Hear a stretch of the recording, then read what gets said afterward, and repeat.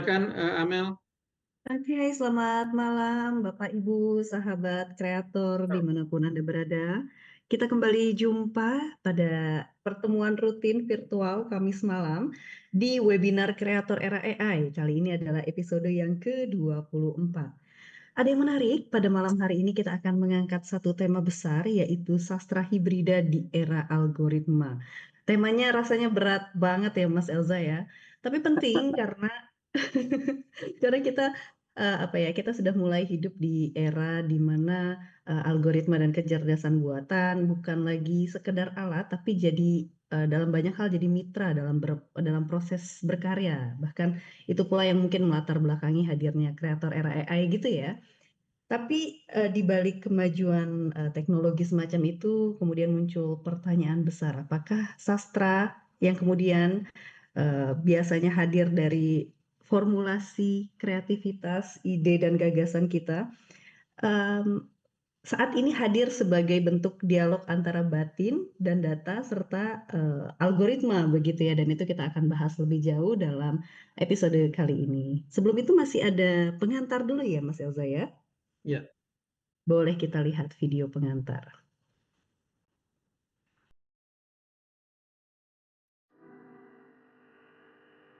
Sastrawan Jamal D. Rahman akan mengulas perubahan besar dalam dunia sastra, yaitu ketika manusia mulai berkolaborasi dengan kecerdasan buatan dalam kurung AI. Di era ketika batas antara manusia dan mesin kian kabur, lahirlah sastra hibrida, karya yang memadukan imajinasi manusia dengan algoritma yang meniru bahasa, rasa, dan bahkan intuisi. Fenomena ini menandai babak baru dalam sejarah kesusastraan. Jika dulu pena dan kertas menjadi medium utama, kini teks lahir dari dialog antara pikiran manusia dan sistem prediktif berbasis data. AI bukan lagi sekadar alat bantu, melainkan mitra kreatif yang mampu menyarankan diksi, membangun narasi, hingga memunculkan kemungkinan estetika yang sebelumnya tak terbayangkan. Namun kehadiran sastra hibrida juga mengundang pertanyaan filosofis dan etis, siapa sebenarnya pengarang ketika teks lahir dari dua kesadaran organik dan digital? Apakah puisi yang dihasilkan mesin masih bisa disebut manusiawi? Disinilah posisi sastrawan diuji, bukan untuk menyaingi mesin, melainkan untuk memaknai ulang relasi antara bahasa, teknologi, dan kemanusiaan. Di era algoritma yang mengatur arus informasi dan membentuk selera pembaca, sastra hibrida hadir sebagai bentuk perlawanan sekaligus adaptasi. Ia mengajak kita mempertanyakan makna orisinalitas di tengah budaya remix, serta membuka ruang dialog antara logika dan empati. Mesin bisa menulis, tetapi hanya manusia yang mampu memberi jiwa, kesadaran moral, dan konteks kemanusiaan pada teks.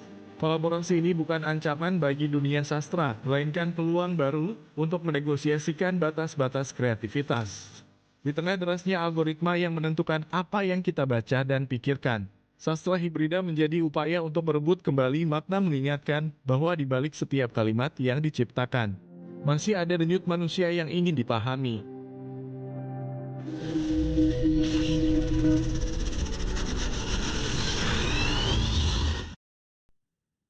Menarik ya. Eh, ya, Sebelum ke Mas Elza nih, Mas Elza beberapa kayak bulan lalu kalau nggak salah ya, saya ikut jadi apa MC untuk acara launching bukunya Irsyad Muhammad. Ada Mas Jamal Dirahman di situ sebagai narasumber. Di situ ada pertanyaan waktu itu. Kayaknya Mas Jamal tuh saat ini masih belum ikhlas ya menulis dengan AI gitu ya.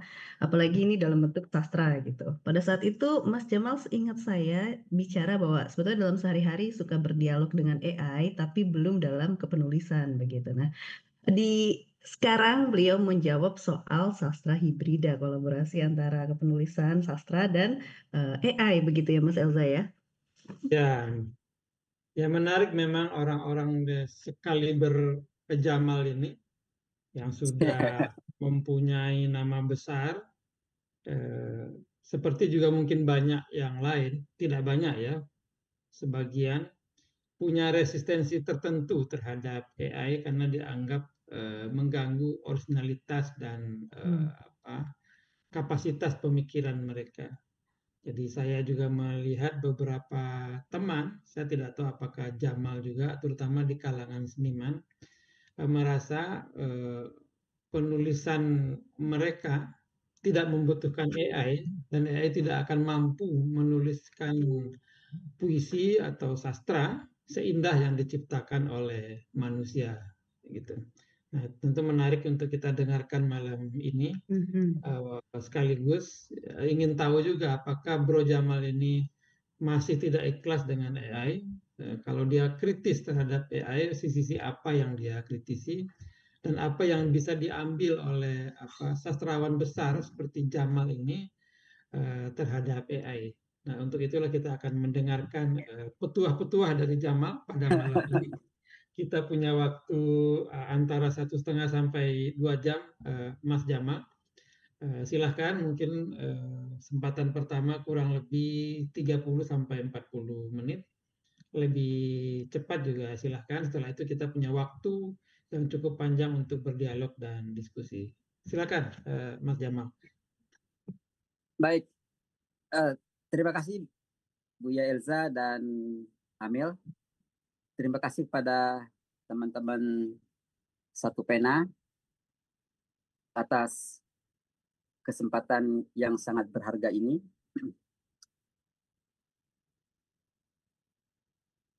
Ini masalah yang saya kira sangat menarik dan sekaligus menantang. Tidak hanya di dunia sastra, tapi juga di dunia tulis-menulis secara umum, termasuk di dunia akademik, bahkan termasuk di cabang-cabang kesenian dan kebudayaan yang lain. Kali ini kita akan bicara tentang tantangan kecerdasan buatan bagi dunia sastra, bagaimana kita harus menyikapi tantangan ini. Apakah makalah saya dibagikan ya? Akan dibagikan, ya. Kalau sudah ada instruksi akan dibagikan. Sudah diedarkan. Ya. Ya. Oke, silakan diedarkan makalah. Udah John sambil merokok ya? Ada masalah? Enggak. Oke. Dan ngopi juga. Dalam esai yang saya tulis, saya mulai secara eksplisit satu pengakuan bahwa esai ini merupakan hasil kerja kolaborasi saya dengan kecerdasan buatan. Jadi pengakuan eksplisit ini saya tempatkan di bagian sangat awal, bahkan paling awal dari esai saya, untuk menegaskan bahwa ini salah satu jawaban saya atas tantangan kita, khususnya dunia sastra, di hadapan kecerdasan buatan di zaman atau di era algoritma. Sebenarnya saya sendiri memandang tidak perlu memberikan pengakuan eksplisit bahwa sebuah karya tulis dikerjakan atau dihasilkan dari kolaborasi dengan kecerdasan buatan.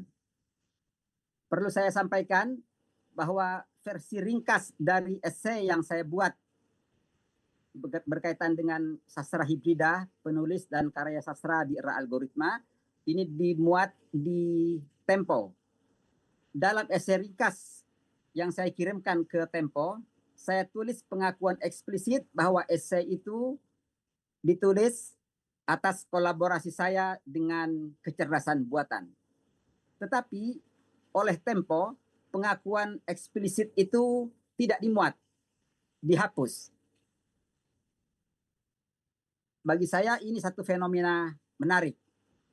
Di satu sisi, terutama di dunia akademik, ada tuntutan keharusan pengakuan eksplisit bahwa sebuah karya tulis ditulis atau dihasilkan dengan bantuan kecerdasan buatan. Tetapi ketika saya melakukan hal itu dalam esai yang saya kirimkan kepada Tempo, Tempo membuat esai saya itu dengan menghapus pengakuan eksplisit itu. Nah, bagi saya ini merupakan fenomena penting, meskipun kecil, tapi menandai apa yang saya bayangkan, yaitu bahwa adanya tuntutan atau keharusan pengakuan eksplisit bahwa sebuah karya tulis merupakan hasil kerjasama seorang penulis manusia dengan kecerdasan buatan, sebentar lagi cepat atau lambat tidak relevan lagi. Keharusan adanya pengakuan eksplisit itu akan segera usang. Dan saya kira kasus kecil Tempo itu sudah mengawali hal itu. Bahwa pengakuan eksplisit tidak diperlukan lagi, tidak relevan lagi, bahkan mungkin sekarang pun sudah usang.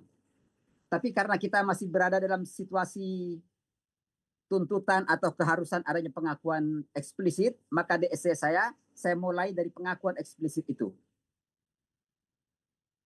Nah, sekali lagi, saya sendiri sudah memandang bahwa kita tidak perlu membuat pengakuan eksplisit bahwa karya tulis yang kita hasilkan adalah hasil kerjasama atau menggunakan bantuan kecerdasan buatan. Pada hemat saya, kecerdasan buatan sudah tak terhindarkan. Kita tidak mungkin tidak menggunakan kecerdasan buatan dalam menulis. Nah, berkaitan dengan sastra,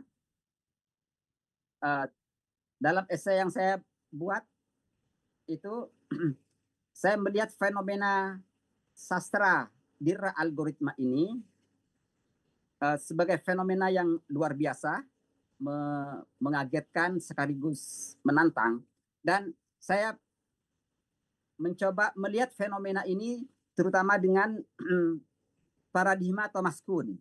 Meskipun saya sebenarnya tidak paham betul bagaimana paradigma Thomas Kuhn itu. Tetapi sejauh yang saya pahami, paradigma Thomas Kuhn sangat membantu untuk menjelaskan dan memahami fenomena sastra di era algoritma. Thomas Kuhn mengatakan bahwa dalam sejarah pengetahuan terjadi perubahan-perubahan paradigma. Ketika satu paradigma sudah mapan, akan muncul satu anomali yang menggoncang paradigma lama yang sudah dianggap normal. Dan ketika anomali itu makin kencang, pelan-pelan akan terbentuk satu pengetahuan yang normal baru sebagai paradigma baru. Nah, sastra Indonesia kalau dilihat dengan kacamata Thomas Kuhn ini dengan sangat jelas memperlihatkan perubahan-perubahan paradigma dari masa ke masa. Kalau kita mulai dari misalnya sastra Melayu ke sastra Indonesia modern, lalu ke sastra di zaman algoritma sekarang. Peralihan dari sastra Melayu ke sastra Indonesia itu adalah peralihan paradigma. Dalam sastra Melayu, apa yang dianggap normal atau paradigma yang berlaku pada saat itu adalah sastra yang terutama berpusat di keraton, di kesultanan, diproduksi di kesultanan atau atas dukungan kesultanan, dan mula-mula merupakan karya anonim, tapi lalu muncul individualitas, penulis mulai muncul sebagai individu, sehingga kemudian dalam sastra Melayu penulis mulai dikenal. Sebuah karya sastra ditulis oleh seorang penulis yang jelas, tidak lagi anonim. Anonimitas dianggap tidak relevan. Yang relevan, yang berlaku adalah individualitas. Sebuah karya sastra yang dilahirkan oleh seorang penulis yang jelas. Dan seterusnya, lalu muncul sastra Indonesia modern yang mengguncang paradigma lama ini, yaitu ketika sastra Indonesia modern bersentuhan dengan kolonialisme dan lain sebagainya. Nah, sastra Indonesia modern muncul sebagai anomali, sehingga lambat laun dia menjadi merobohkan paradigma sastra Melayu lama dengan gayanya sebagai gaya sastra lama, temanya tema sastra lama, masih bersifat komunal, temanya tema komunal atau tema-tema kolektif, tema kolektif. Lalu sastra Indonesia modern tampil dengan individualitas yang lebih tegas. Nah, demikianlah tema-tema lama dalam sastra Melayu dianggap tidak relevan, muncul tema baru terutama nasionalisme. Nah, nasionalisme nanti berlanjut dengan pencarian identitas keindonesiaan merupakan tema yang sangat kokoh dalam paradigma sastra Indonesia modern. Tapi sekarang paradigma sastra Indonesia modern pun sedang digoyang, sedang digoyah oleh munculnya anomali sastra hibrida atau oleh munculnya kecerdasan buatan. Dalam sastra Indonesia modern, individu sebagai seorang penulis itu betul-betul adalah seorang individu. Manusia sebagai penulis adalah pusat dunia, pusat makna, pusat penciptaan. Dialah manusialah yang menciptakan karya sastra. Nah, itulah paradigma sastra Indonesia modern. Nah, sekarang paradigma itu sedang digoncang bahwa dengan munculnya kecerdasan buatan, manusia sekarang bukan lagi satu-satunya sumber makna, bukan lagi satu-satunya sumber kreativitas, bukan lagi satu-satunya pencipta karya sastra. Sebab di era algoritma, kecerdasan buatan mulai memainkan peran penting. Nah, maka sekarang kita sebenarnya memasuki masa transisi dari paradigma sastra Indonesia modern yang cepat atau lambat akan menjadi paradigma lama dan cepat atau lambat akan menjadi paradigma yang usang. Akan segera digantikan oleh paradigma baru, yaitu sastra di era algoritma, di mana pencipta, pengarang, penulis bukan hanya manusia, tapi manusia yang berkolaborasi dengan kecerdasan buatan. Nah, itu merupakan tantangan yang menurut saya sangat-sangat serius. Maka kita sekarang memasuki di halaman-halaman pertama terbentuknya paradigma baru sastra Indonesia. Nah, itu sebabnya dalam makalah saya, karena kita masih berada di halaman-halaman pertama terbentuknya paradigma baru sastra Indonesia, mungkin kita masih harus mencari-cari istilah yang tepat untuk sastra kita di era algoritma ini. Maka saya sedikit mendiskusikan apa kira-kira istilah yang tepat yang mungkin kita gunakan untuk sastra di era algoritma ini.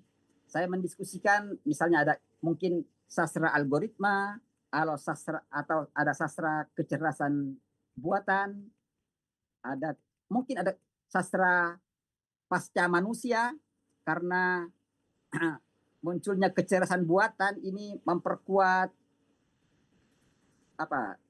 pandangan tentang post humanism. Jadi manusia bukan lagi satu-satunya pusat. Mungkin kita bisa menyebutnya sebagai sastra pasca manusia. Atau mungkin juga kita bisa menyebutnya sastra kolaboratif, kolaborasi manusia dan mesin. Nah, mungkin kita masih akan mencari-cari istilah yang akan menjadi kesepakatan bersama nanti dalam perjalanan sejarah ke depan. Saya sendiri mengusulkan penggunaan istilah sastra hibrida. Istilah sastra hibrida sudah digunakan oleh Sapardi Djoko Damono. Tetapi yang dimaksud oleh Sapardi Djoko Damono dengan sastra hibrida adalah bahwa sastra Indonesia sebenarnya adalah hasil persilangan dari berbagai budaya, baik budaya luar maupun budaya-budaya lokal, Jawa, Sunda, Bali, Melayu, dan lain sebagainya. Jadi secara alamiah, sastra Indonesia sebenarnya merupakan karya hibrida, persilangan atau perpaduan dari berbagai unsur kebudayaan, baik dalam maupun luar. Nah, di era algoritma, saya kira kita bisa melanjutkan pengertian sastra hibrida itu. Kalau di tangan Sapardi Djoko Damono, sastra hibrida adalah sastra yang merupakan hasil persilangan dari berbagai budaya, maka di era algoritma, sastra hibrida berarti sastra yang dihasilkan oleh manusia dan mesin, hasil persilangan dari manusia dan kecerdasan buatan. Nah, demikianlah maka sastra hibrida Sapardi Djoko Damono menjadi latar belakang bagi sastra hibrida di zaman algoritma ini. Jadi saya menggunakan atau mengusulkan penggunaan sastra hibrida karena dia punya semacam akar historis. Kita tinggal melanjutkan, memberikan makna baru yang relevan dengan spirit era algoritma ini. Nah, seperti dikatakan di pengantar tadi, memang ini menjadi tantangan atau pertanyaan, lalu siapa sebenarnya penulis? Atau dalam paradigma lama, dalam sastra Indonesia modern, penulis itu jelas, pasti manusia. Karya sastra ditulis, dihasilkan oleh manusia. Nah, maka muncul masalah ketika karya sastra tidak lagi dihasilkan atau ditulis oleh manusia, melainkan dihasilkan dari kerjasama manusia dengan mesin, lalu siapakah penulis? Saya kira bagaimanapun, karena kecerdasan buatan itu bagaimanapun adalah mesin yang tidak punya kesadaran, tidak punya panggilan moral bahkan, saya kira, kecuali bahwa dia akan sangat sopan. Dia akan taat pada hukum, karena dia dirancang untuk tidak melanggar hukum, bahkan juga untuk tidak melanggar moral. Tetapi dia tidak tahu sejauh mana sebuah karya tulis yang dihasilkan manusia bersama kecerdasan buatan itu berbahaya atau tidak. Bahkan dia tidak bisa mengontrol karya yang dihasilkan manusia bersama kecerdasan buatan itu sendiri, bagaimana dia akan menyebar dan bagaimana dampaknya. Nah, pada titik itu, maka pada hemat saya, penulis sesungguhnya berkaitan dengan tanggung jawab. Maka mesin, kecerdasan buatan, kita tidak bisa pandang sebagai entitas yang kepadanya kita bisa memikulkan tanggung jawab itu. Betapapun kecerdasan buatan itu betul-betul cerdas, betul-betul bisa bekerja dengan luar biasa cepat, meskipun sering juga salahnya. Semakin sering kita menggunakan kecerdasan buatan, saya kira kita akan semakin tahu kelemahan-kelemahannya. Ketika awal dulu saya menggunakan kecerdasan buatan dalam percobaan-percobaan menulis ini, menulis itu, saya menganggap ini luar biasa dan saya merasa saya akan hilang. Manusia sudah tidak relevan lagi. Tetapi semakin sering menggunakan kecerdasan buatan, saya tahu kelemahan kecerdasan buatan itu luar biasa, bahkan bisa sangat-sangat fatal. Di samping kelemahannya, kekuatannya yang luar biasa juga, kecepatan, kemampuan merumuskan sesuatu dan lain sebagainya. Tetapi di situ ada paradoks. Kecerdasan buatan sangat cerdas, sangat cepat bekerja, tapi anehnya dia bisa salah dengan sangat fatal. Bagaimana bisa entitas yang sangat cerdas tapi bisa melakukan kesalahan yang sangat fatal? Saya kira itu paradoks dari kecerdasan buatan. Nah, terutama dengan menyadari bahwa kecerdasan buatan bagaimanapun punya kelemahan yang sangat krusial, maka pada akhirnya kecerdasan buatan memang tidak bisa memikul tanggung jawab. Manusialah yang memikul tanggung jawab atas kerjasamanya dengan kecerdasan buatan itu. Maka pertanyaan siapa penulis? Penulis tetaplah manusia, karena manusialah yang memikul tanggung jawab, dan hanya kepada manusialah kita bisa memikulkan tanggung jawab itu. kita tidak bisa memikulkan atau membebankan tanggung jawab kepada mesin.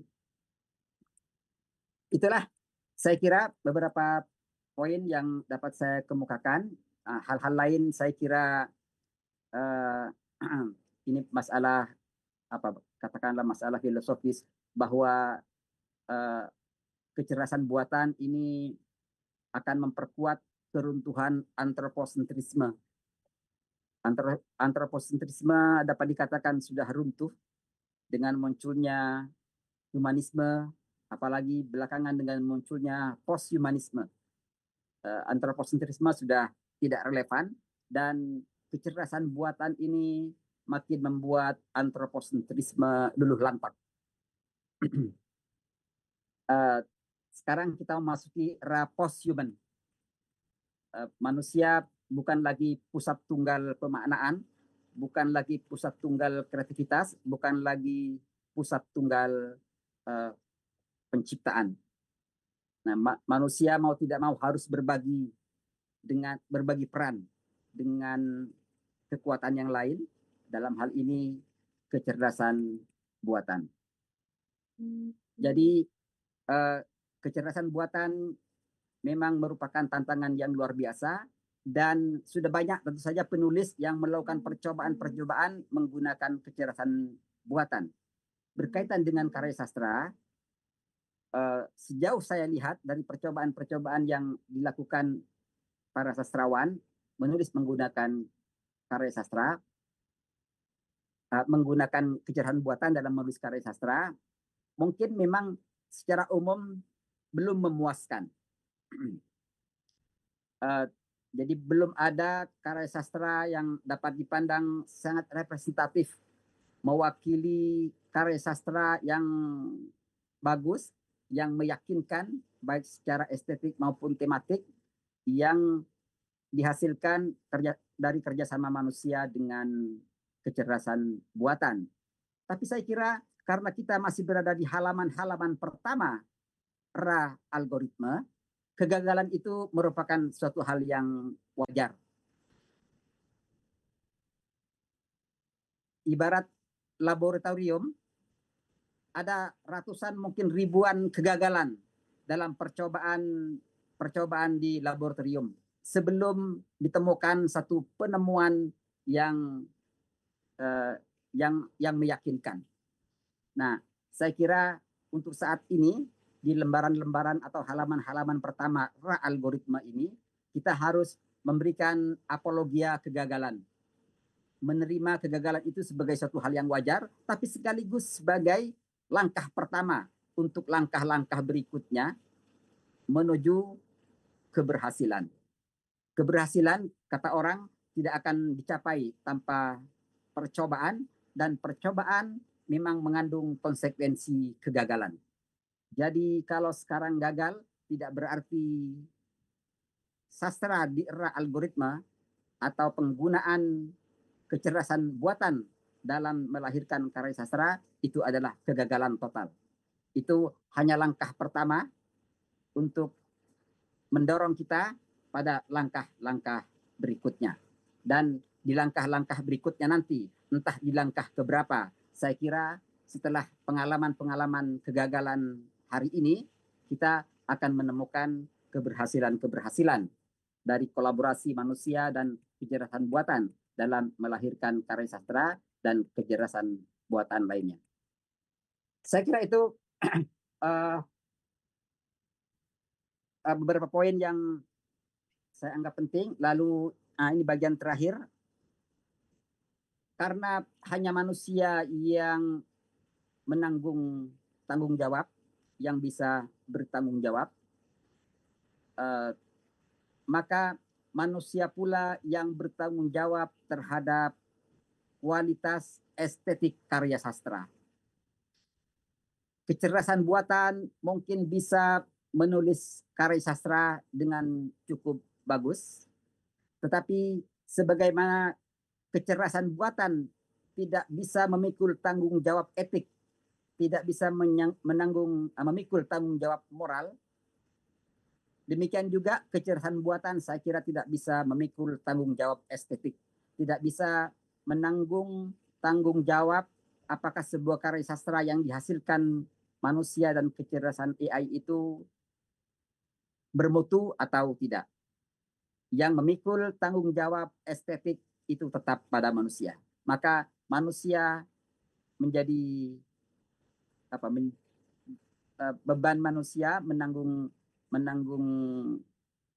tanggung jawab etis di satu sisi, bahwa dia yang bertanggung jawab terhadap segala konsekuensi karya sastra yang dihasilkannya bersama kecerdasan buatan, dan di sisi lain dia juga memikul tanggung jawab estetik.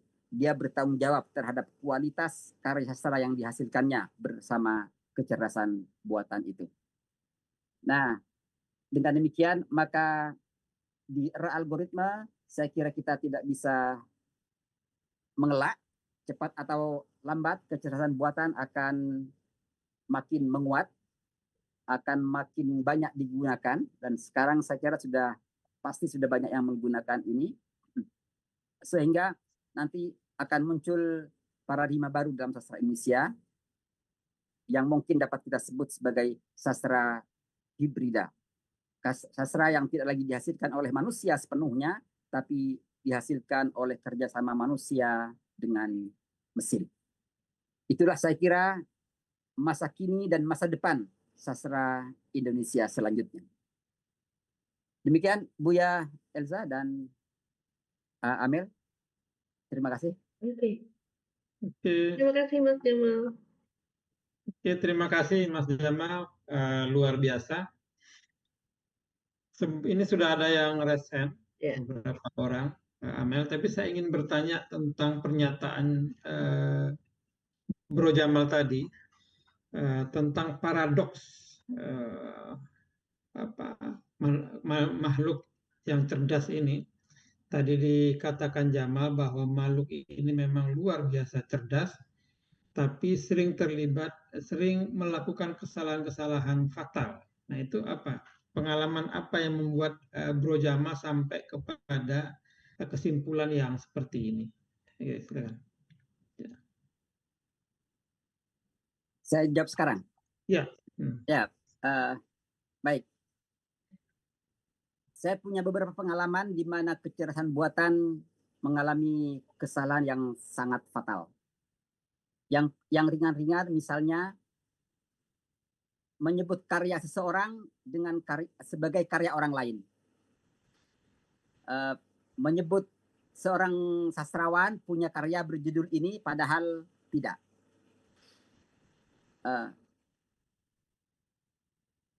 Saya ambil contoh yang ekstrim saja, yang sangat jelas. Dalam satu percobaan, saya memberikan satu bacaan kepada kecerdasan buatan, makalah gitu, atau satu bab dari sebuah buku. Lalu saya minta dia untuk mengambil poin-poin penting dari bahan yang saya bagikan kepada dia itu, dan menarik sekali bahwa dia bisa menarik poin-poin penting dari bahan yang saya berikan itu dengan sangat bagus. Dapat dikatakan akurat. Lalu saya minta dia untuk tolong carikan saya kutipan yang paling representatif, kutipan langsung, kutipan primer dari bahan yang saya berikan tadi, yang paling representatif mewakili pandangan penulisnya. Lalu dia beri saya kutipan dengan secara seksama dalam tempo yang singkat-singkatnya. Jadi saya minta kutipan langsung yang paling mewakili pandangan penulis dari bahan yang saya berikan. Dengan cepat dia berikan, lalu saya cek di mana kutipan langsung itu di bahan yang saya berikan. Setelah saya cek ternyata tidak ada. Lalu saya bilang, kutipan langsung yang kamu berikan tidak saya temukan pada teks yang saya berikan tadi. Lalu dia ini minta maaf. Maaf, iya memang betul tidak ada.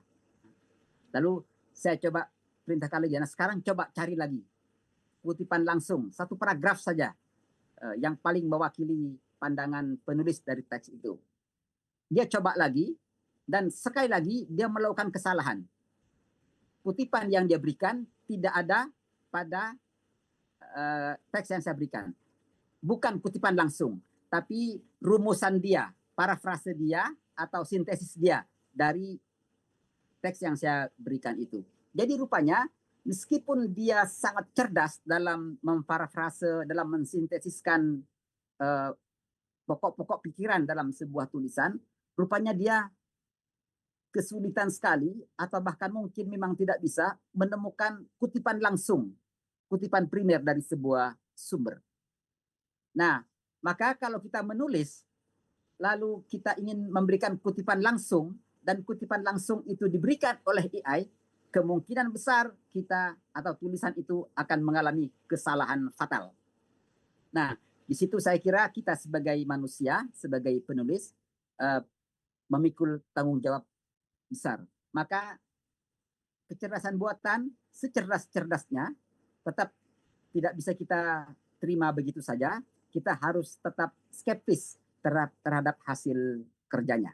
Kita harus menguji apapun yang dia berikan, menyangkut validitasnya, kesahihannya, akurasinya, dan lain sebagainya.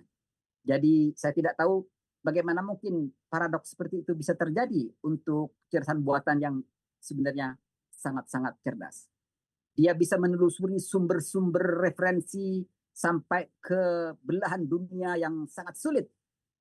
Tapi bagaimana dia tidak bisa memberikan atau menemukan kutipan langsung dari bacaan yang sudah berada di depan pandangan dia. Nah, itu untuk saya sangat-sangat mengherankan. Oke. Sebenarnya saya punya pembelaan Amel terhadap kesalahan makhluk yang cerdas ini, tapi lain kali saja. Tapi saya kira, Mas Reza, pembelaannya. saya kira perlu itu nanti. Ya, nanti ada metodenya sehingga kesalahan itu tidak terjadi. Misalnya dalam konteks penulisan sejarah, saya beberapa hari yang lalu menulis, dia memberikan info yang salah tentang Pansus Haji, ditulis tahun 2023. Padahal itu kan terjadi tahun 2024. Lalu saya minta pada dia untuk melakukan koreksi.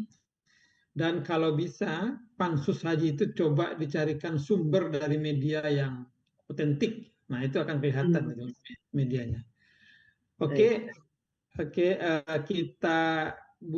kita beri kesempatan dulu, Amel, kepada yang dari awal raise hand. Dan pertama dari tadi Mbak Miza.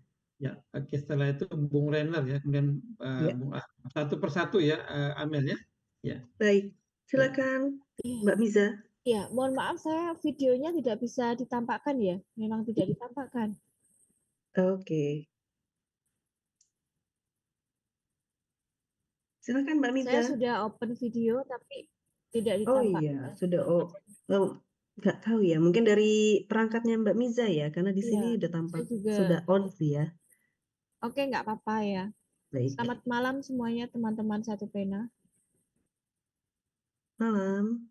Ya, saya merasa bersyukur sekali karena saya masih baru di Satu Pena dan saya merasa excited bergabung dengan Satu Pena dan saya lebih berkembang gitu sebagai penulis dan thanks God ya saya bertemu dengan komunitas yang membuat saya bisa berkembang, saya bisa mengembangkan diri.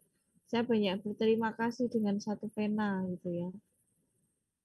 Jadi mengenai AI ini sebagai lecturer, saya memang agak ada dualisme ya.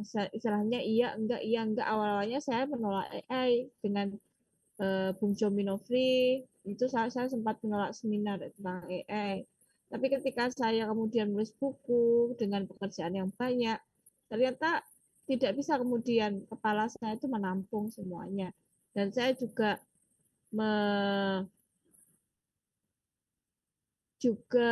mengikuti seminar di Universitas PGRI Kalimantan yang kemudian AI itu memang perlu gitu.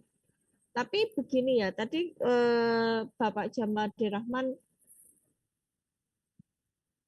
berkata bahwa penulis mempunyai tanggung jawab. Nah ini kalau sepengetahuan saya, sepengalaman saya, AI itu kan tidak semuanya ya. Memang tidak bisa dipungkiri ini eranya AI. Tapi pertanyaan saya, bagaimana estetika dan estetiknya itu seperti apa gitu. Misalnya puisi bisa menjadi AI.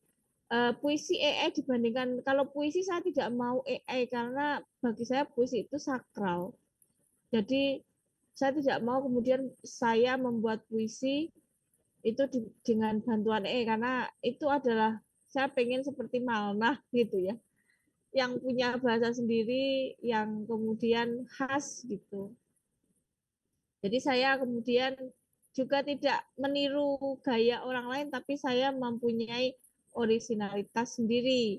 Puisi untuk puisi, khusus puisi. Tapi kalau untuk cerpen, saya masih menggunakan AI gitu. Kadang-kadang kalau saya tidak bisa membuat cerita sinambung, saya deadlock, kemudian saya menggunakan AI. Tapi kemudian apa ya?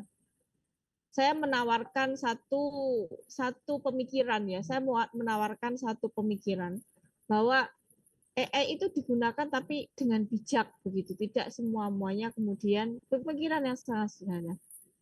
Kemudian kita memang ini eranya algoritma ya, eranya algoritma, sastra sebagai sastra algoritma. Kita tidak bisa menolak itu dan saya memang mengakui ya, saya tidak bisa menolak kehadiran AI. Tapi kemudian ya betul kata Bapak Jamal Dirahman, saya tidak melakukan kontra tapi hanya menambahkan saja. Dari makalah ini kita harus selain penulis sebagai penanggung jawab, tapi kita harus bijak memilah-milih kapan kita menggunakan AI secara penuh, kapan kita tidak menggunakan AI gitu. Apabila kita menggunakan AI, apakah harus dikoreksi kembali ataukah kita harus langsung kemudian menggunakan AI secara 100% begitu.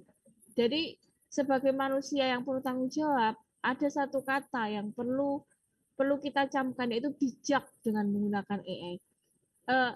Kelemahan gitu ya, kita menggunakan AI, kenapa? Otak kita jadi tumpul. Yang terpenting ketika saya menulis buku, kemudian yang saya lakukan adalah riset, kemudian saya membaca beberapa referensi, membaca jurnal, kemudian baca buku. Apakah pemikiran saya ini benar atau salah, saya uji terlebih dahulu. Nanti kalau ketika kita itu menjadi buku, kemudian buku yang kita keluarkan tidak verified, ternyata salah semua, itu kan tidak wajar akhirnya. Jadinya tetap mahasiswa saya tetap saya suruh untuk skripsi, tetap membaca jurnal, tetap membaca referensi, tetap ini gitu. Karena kita adalah yaitu manusia yang penuh tanggung jawab gitu, manusia yang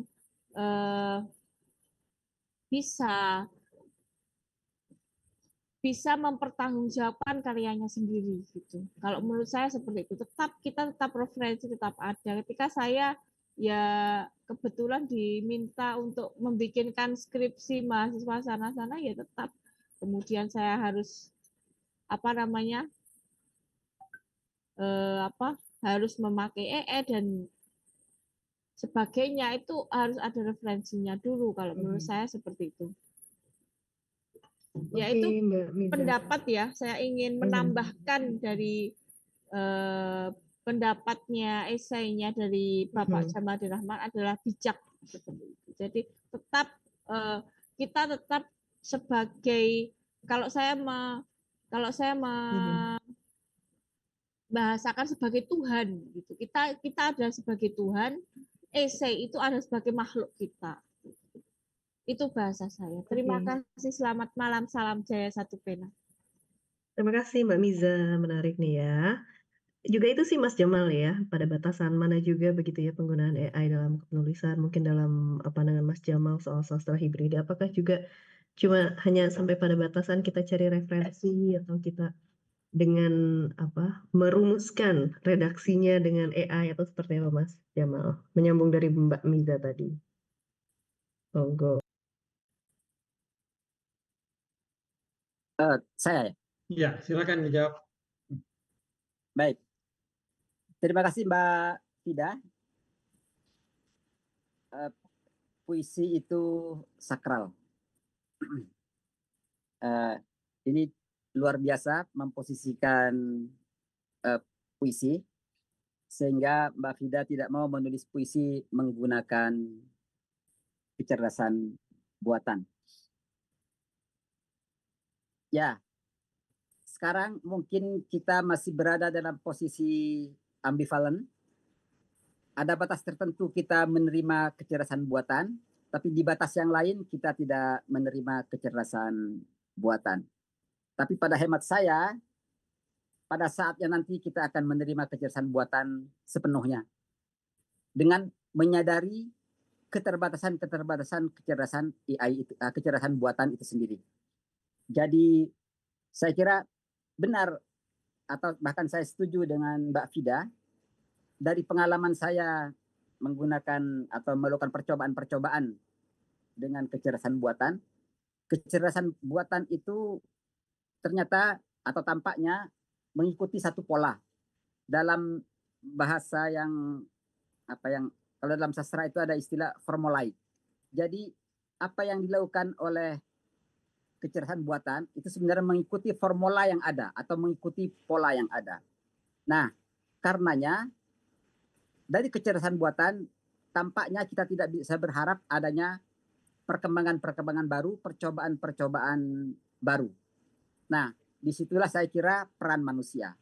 Jadi kalau kita hanya menggunakan kecerdasan buatan, mungkin percobaan-percobaan baru, bentuk-bentuk baru yang menantang dari karya sastra sulit dibayangkan. Percobaan-percobaan baru itu tampaknya hanya akan lahir dari manusia.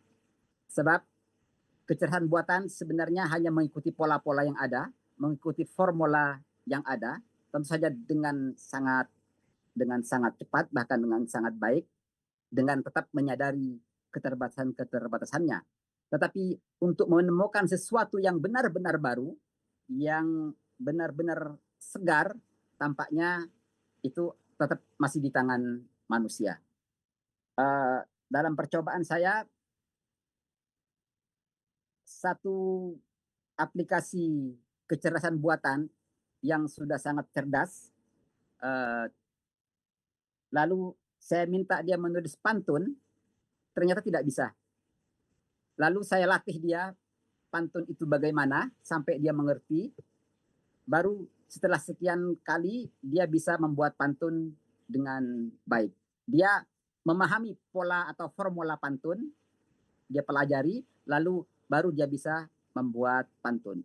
Nah, dalam konteks itu saya kira sulit membayangkan kecerdasan buatan melahirkan karya-karya yang betul-betul baru, yang betul-betul segar, tidak hanya katakanlah mengulang yang ada. Nah, dalam konteks itulah, dalam pengalaman saya atau dalam percobaan saya menulis puisi dengan kecerdasan buatan, ternyata dia bisa mengikuti pola, bisa mengikuti formula yang ada, tetapi hasilnya tidak lebih dalam dibanding prototipe yang dia tiru. Jadi dia betul-betul hanya meniru dengan hasil yang maksimal sama mutunya dengan yang dia tiru, tapi tampaknya dia tidak akan bisa menghasilkan karya yang lebih bagus dari formula yang dia tiru. Jadi algoritmik, cara kerjanya sangat-sangat algoritmik. Lalu nah, poin penting yang juga saya tangkap dari Mbak Fida, apakah dengan menggunakan kecerdasan buatan pikiran kita tumpul? Sebab kita dalam kerjasama dengan kecerdasan buatan mungkin lebih banyak berpikir dibanding kita. Dalam pengalaman saya rasanya tidak. Justru kita bisa menguji pikiran-pikiran kita, pandangan-pandangan kita di hadapan kecerdasan buatan. Kecerdasan buatan bisa menguji pandangan-pandangan kita, pada saat yang sama kita bisa menguji pandangan-pandangan dia, bahkan kita bisa mengoreksi pandangan-pandangan kecerdasan buatan. Jadi pada hemat saya, sejauh menyangkut pikiran kita dan pikiran kecerdasan buatan, kita bisa berdialog dengan sangat intens, bisa berdiskusi dengan sangat dalam dengan kecerdasan buatan. Jadi kecerdasan buatan ini serba bisa. Dia diajak berpikir serius dan mendalam, dia akan berpikir serius secara mendalam. Dia kita ajak selengean, dia akan selengean. Dia kita ajak bercanda, dia akan bercanda dan kita akan terpingkal-pingkal sendiri di hadapan kecerdasan buatan. Jadi dengan kecerdasan buatan bisa melakukan rekreasi intelektual. Kalau kita mau mengelaborasi satu pemikiran, bisa juga relaksasi, kita bisa bercanda, bisa bercanda, dia bisa membuat humor yang lucu dan lain sebagainya.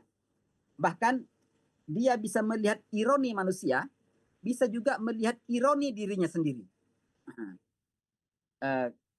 dan lain sebagainya. Jadi kecerdasan buatan ini menurut saya sama sekali tidak akan menumpukan pikiran kita sejauh kita menggunakannya sebagai partner berpikir, sebagai teman berdiskusi. Semakin dalam kita sendiri berpikir, dia juga akan semakin dalam berpikir. Jadi tampaknya kecerdasan buatan itu, saya kira bukan tampaknya, tapi memang tergantung pada kita. Apa yang dia tahu tentang kita, begitulah dia akan menampakkan diri pada kita. Kalau dia tahu saya penyair, dia akan membuat bahasa yang agak berbunga-bunga. Kecuali saya tegur. Sekarang nggak usah berbunga-bunga, sekarang kita diskusi. Jadi gunakan bahasa-bahasa diskursif, gunakan bahasa-bahasa akademik, gunakan bahasa-bahasa intelektual. Nah setelah itu dia akan menggunakan bahasa diskursif, intelektual, akademik. Tapi kalau dia tahu saya katakanlah biasa menggunakan bahasa sebagai alat berpikir, intelektual gitulah, akademik, meskipun bercanda kadang-kadang dia menggunakan bahasa akademik. Nah, maka kalau saya tegur, sekarang kita bercanda, kita ngobrol biasa aja, tidak usah so akademik. Dia akan menggunakan bahasa sehari-hari dan begitu seterusnya. Jadi justru AI punya berbagai kemampuan yang luar biasa, termasuk kemampuan untuk menguji pikiran kita. Dia bisa sangat-sangat logis, bisa melihat celah-celah kelemahan pikiran kita, bisa mengkritik pikiran kita. Bahkan kalau kita menulis, hasil tulisan kita yang kita anggap sudah maksimal kita kerjakan, kita minta kecerdasan buatan untuk mereview tulisan kita yang sudah kita kerjakan dengan maksimal itu, kecerdasan buatan tetap akan melihat celah-celah kekurangan atau bahkan kelemahan tulisan kita. Jadi dia bisa sangat-sangat kritis. Nah, pada titik itu, pada hemat saya, kecerdasan buatan justru akan mempertajam ketajaman kecerdasan kita. Lalu Mbak Fida menambahkan bijak menggunakan kecerdasan buatan. Saya kira ya, tetapi saya kira selain bijak itu saya kira penting juga tanggung jawab. Jadi kita menggunakan kecerdasan buatan dengan bijak, betul, tapi juga saya kira yang lebih penting menggunakan kecerdasan buatan dengan rasa tanggung jawab. Baik tanggung jawab etis maupun untuk karya sastra tanggung jawab estetis. Demikian. Terima kasih. Menarik. Aku suka bahasa yang kecerdasan buatan adalah teman rekreasi intelektual ya Mas Elza ya. Ya. Sekarang kita undang Pak Rino. mulai mempunyai kekaguman terhadap makhluk yang cerdas ini. Tapi karena dia bisa menyesuaikan. Tapi jangan lupa, saya juga tahu dia bisa salah secara fatal. Betul. Tapi satu hal, dia itu makhluk yang humanis. Dia dia anti kekerasan, anti diskriminasi, dan dia tidak mau mengajarkan paham kebencian. Itu yang pasti ya. Kalau kita menanyakan hal-hal yang seperti itu pada dia bagaimana cara melakukan korupsi, memanipulasi uang negara dan sebagainya, dia pasti akan menolak untuk menjawab. Menarik. Iya, Oke, kita kita sampai mau ke pada Pak Rainer. penanya kedua ya, Bu, Mbak Amel. Boleh Pak Rainer? Ya, Bung Rainer silakan. Ya. Masih, tolong Bayu. Ya. Ya. Oke, sudah Mas Rainer. Baik, terima kasih. Terima kasih Pak penyair. Nama yang mempunyai asmaul husna. Jadi bagi saya peristiwa itu bagi saya telak juga sih. Cuma menurut saya ada dua yang tidak dipunyai oleh AI. Kalau kita sudah bergulat demikian rupa, pergulatan itu sebetulnya ya kalau saya meminjam ulang yang Ustadz Jamal bilang sebagai paradigma, ya memang AI itu tidak punya paradigma yang mau saya sebutkan. Paradigma pertama itu ada yang disebut sebagai nosfer. Nos itu dalam bahasa Yunani adalah akal sejati, kira-kira begitu. Atau akal hakiki lah. Dalam bahasa Yunani itu disebut nous. Nah, nous itu sepanjang yang saya pelajari, karena begini, yang kita bicarakan ini adalah sebetulnya pada ranah filsafat penulisan. Jadi yang kita bicarakan di era ini adalah bagaimana kita menelusuri jantung dari filsafat penulisan. Nah, di sini sebetulnya akal imitasi ini, terjemahan Kompas menyebut, terjemahan Gramedia menerjemahkan AI itu sebagai akal imitasi. Dan saya suka itu, menggunakan itu.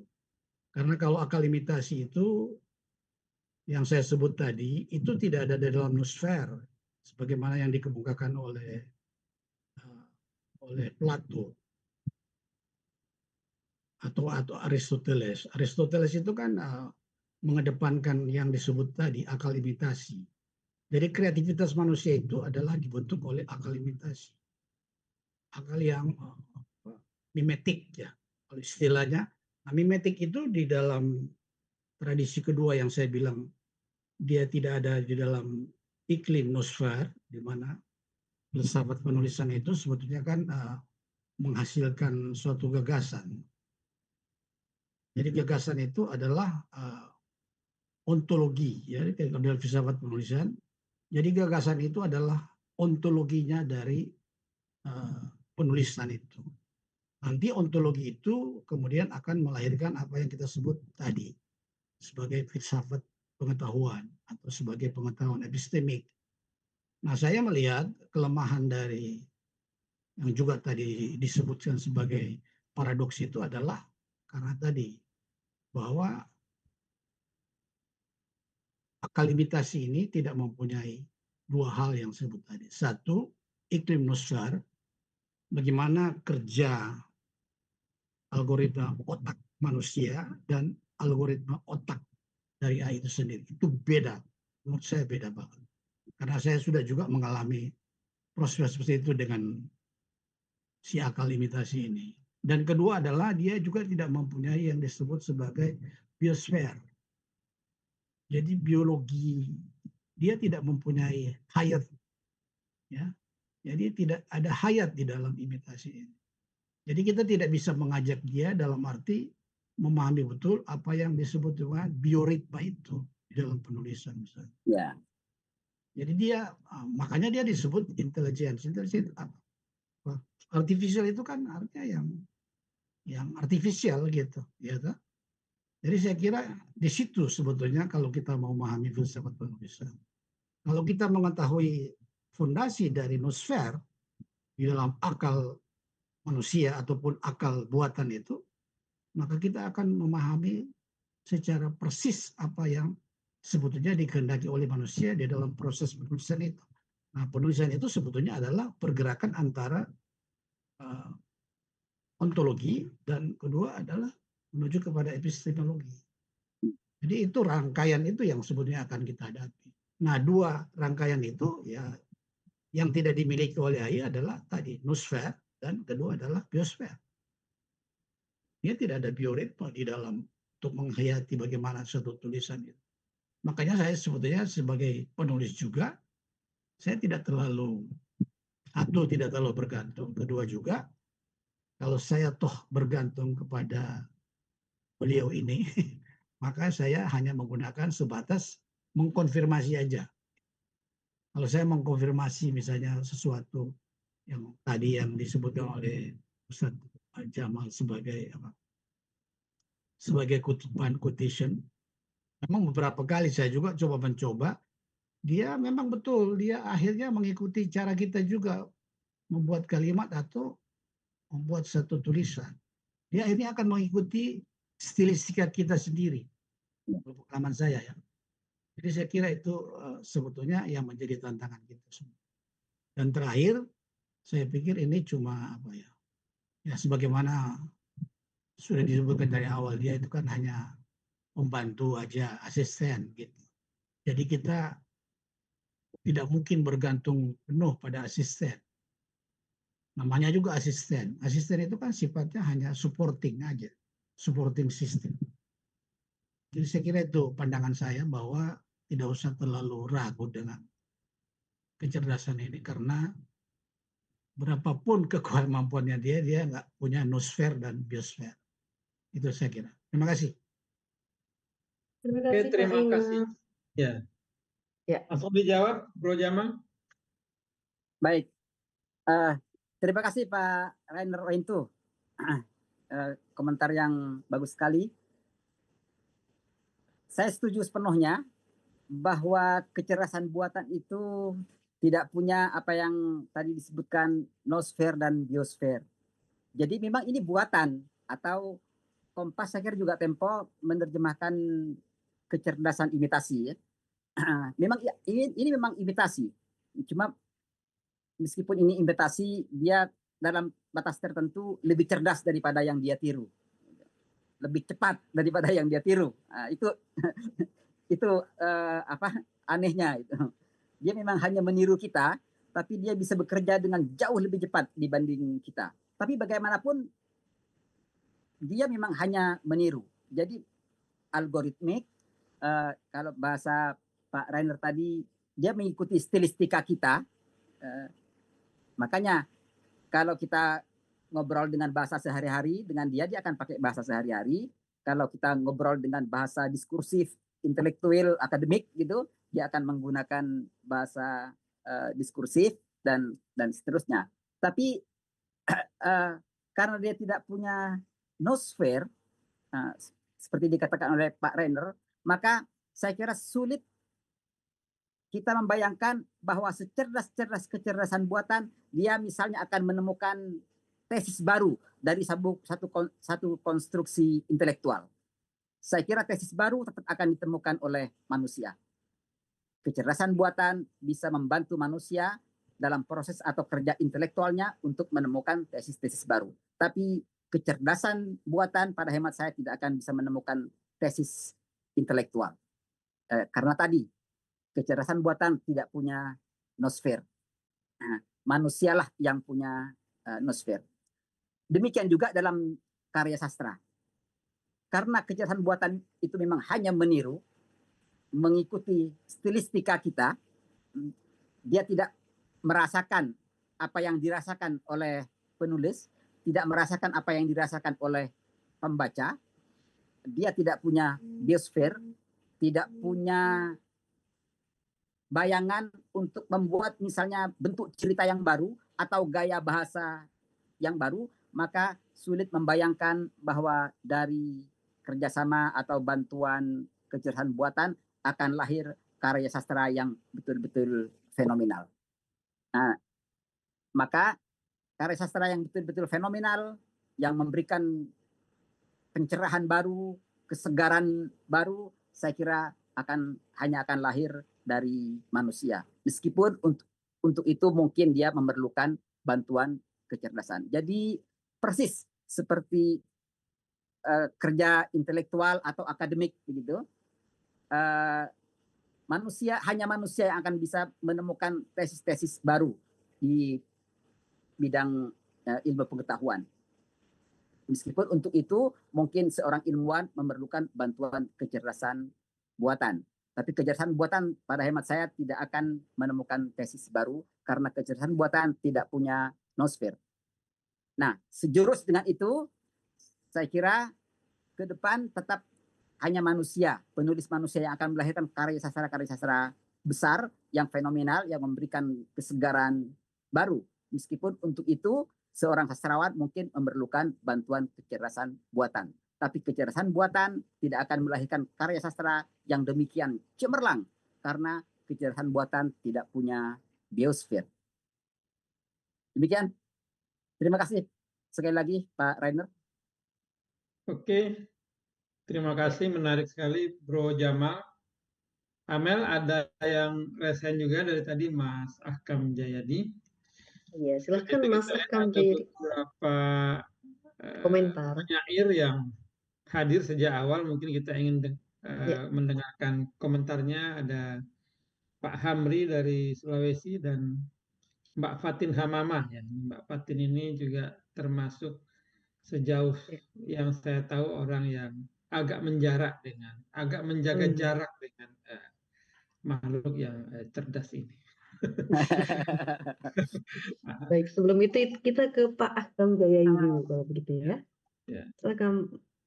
Terima kasih Mbak Ames, Pak Haji Elsa, Pak John atas kesempatan ini. Dan juga terima kasih khusus ke narasumber kita malam ini, Bung Jamal, yang banyak memberikan kita insight. Ya. Mohon izin untuk saya memberikan beberapa catatan, tapi Mbak Amel, Mbak Elsa, catatan pertama saya tidak terkait langsung dengan topik kita ini, tapi tentang 6 buku yang ditulis oleh Satu Pena Pulau itu. Kan seperti yang kita lihat dan sudah tahu bahwa ide ini muncul ketika rapat kerja nasional lalu yang saya usulkan bagaimana Satu Pena Pulau itu diberi kesempatan untuk menulis buku, dan alhamdulillah Pak Denny menyahuti, mendukung. Tapi ide saya malam itu kan meminta bagaimana tulisan ini memuat tulisan atau kumpulan tulisan yang mengangkat nilai-nilai lokal genius. Tapi ternyata beberapa tulisan sama sekali tidak mengangkat nilai-nilai lokal dan nilai genius. Makanya misalnya saya mengangkat tulisan di Pulau Sulawesi itu tentang Sirina Pace dalam bentuk cerpen dan esai. Itu yang pertama. Yang kedua, saya kira bahwa sastra hibriden ini yang lahir karena dukungan AI dengan algoritmanya itu sesuatu yang tidak bisa lagi kita tolak seperti disampaikan Bung Jamal tadi. Masalahnya harus kita sudah terima apa adanya. Bahwa terjadi pro kontra dan segala macam, itu sesuatu yang biasa terjadi, cuma sampai kapan pro kontra itu. Nah, saya juga ingin mengkritisi bahwa saya tidak menggunakan istilah kehebatan, kecerdasan AI, bukan. Saya lebih suka menggunakan istilah kemampuan yang dimiliki oleh AI, karena kemampuan yang dimiliki oleh AI kan bukan sepenuhnya karya AI, tapi karena dukungan kita juga. Jadi AI mampu membuat tulisan cepat, mengumpulkan berbagai data-data, itu karena peran kita, sumbangsi kita. Yang dari dulu memberikan banyak tulisan dalam bentuk karya ilmiah, sastra, puisi, cerpen, segala macam, itu yang kemudian dia simpan dalam database-nya. Yang kemudian dengan algoritmanya dia bisa dengan cepat membantu kita menulis dan sebagainya. Dan untuk itu kemudian seperti juga saya kira seringkali kita bicarakan, bahwa AI itu cuma sekarang mitra, bukan lagi lawan, kontra, dan tidak lebih hebat dari manusia. Tadi diungkap oleh Bung Jamal bahwa seringkali AI ini buat kesalahan, ya. Tapi mungkin catatan saya, AI itu karena akal-akalannya sampai dibuat kesalahan dalam arti gini. Karena pengalaman saya juga, sengaja dia buat kesalahan ketika kita menggunakan aplikasi yang gratisan. Kalau kita menggunakan aplikasi yang berbayar, biasanya sangat jarang untuk membuat kesalahan. Jadi sengaja dia buat kesalahan supaya kita jangan pakai gratisan, kita pakai yang premium, yang berbayar. Itu pengalaman saya, Bung Jamal, ya.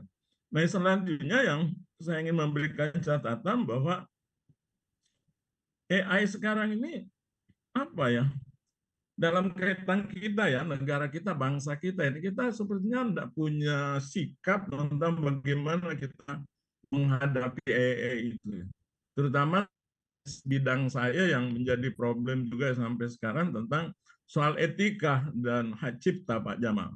Saya sendiri juga sejak awal mulai mengenal AI ini, khususnya ChatGPT, saya tanya dari awal, ini gimana ini soal hak cipta? Dia langsung jawab bahwa ya terserah Bapak, kan ini sesungguhnya hanya membantu Bapak.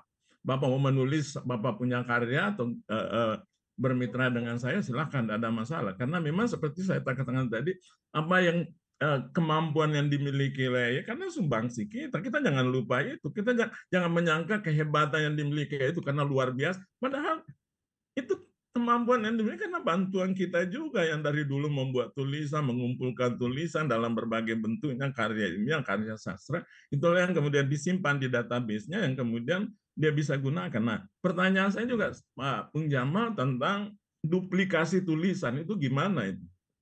Ketika misalnya seseorang atau saya membuat sebuah tulisan, kemudian dibantu oleh AI. Kemudian bagaimana kalau ada orang juga membuat tulisan yang sama topiknya dengan kita, dibantu juga AI. Saya belum punya data dan pengetahuan tentang ini, apakah kemudian tulisan kita itu akan sama atau hampir sama dengan yang dibuat orang lain yang dibantu juga oleh AI. Bagaimana tentang duplikasinya itu? Yang saya belum punya, mudah-mudahan Pak Jamal punya pengalaman tentang itu. Karena tidak mungkin ya kalau kita buat satu topik yang sama kemudian berbeda dengan, karena ini kan ratusan, ribuan, bahkan jutaan orang membuat tulisan yang tentu saja memungkinkan bisa sama. Dan kemudian bagaimana AI bisa membuat sebuah perbedaan, jadi misalnya mungkin 100% kesamaan, 90%, 50%, 20%, yang jelas ini bagaimana tentang hal-hal seperti itu yang terkait dengan duplikasi yang mungkin terjadi dalam berbagai bentuk tulisan yang kita lakukan. Ya tadi juga kita sepakat dengan Bung Jamal bahwa tidak bisa lagi kita tolak karena semua bidang sekarang menggunakan AI ya. Dalam dunia ilmiah sekalipun, juga dunia perguruan tinggi itu nggak bisa lagi menolak. Tinggal bagaimana yang tadi soal etika dan sebagainya itu kita kedepankan. Dan juga sebenarnya kalau AI akal limitasinya membuat kesalahan, bagi saya itu justru bagus. Kenapa? Karena kita punya kemampuan, diberi kesempatan untuk mengoreksi, untuk memperbaiki supaya peran kita sebagai manusia menulis itu bisa lebih banyak di dalam tulisan itu. Yang justru yang salah kalau kita dibuatkan tulisan oleh AI, kemudian ya kita terima begitu saja. Seharusnya juga meskipun hampir, kepala kita katakan 90% ini tulisannya bagus sekali, kita carilah celahnya di mana supaya ide-ide kita di situ bisa masuk. Seperti, apalagi misalnya kalau memang nyata seperti yang disampaikan Bu Jamal tadi, ada kesalahan-kesalahan. Ada satu misalnya pengalaman saya ketika saya meminta dia menjelaskan ke kita seorang tokoh besar itu, kemudian ternyata dia tidak tahu. Gitu. Tapi ketika itu misalnya pengalaman saat ini saya menggunakan aplikasi gratisan. Tapi ketika selama saya menggunakan misalnya hal-hal yang aplikasi berbayar, sebetulnya selama ini saya belum menekan kesalahan-kesalahan fatal. Karena ini juga saya kira Pak Jamal dan sudah berkembang belakangan ini, bahwa sekarang apalagi dengan bantuan AI, sekarang kan tidak lagi bisa kita hidup dengan monodisiplin. Multidimensi atau multidisiplin, interdisiplin, bahkan transdisiplin itu sudah sesuatu yang memang harus seperti itu. Jadi seorang dokter bisa jadi seniman, bisa jadi sastrawan dengan bantuan AI.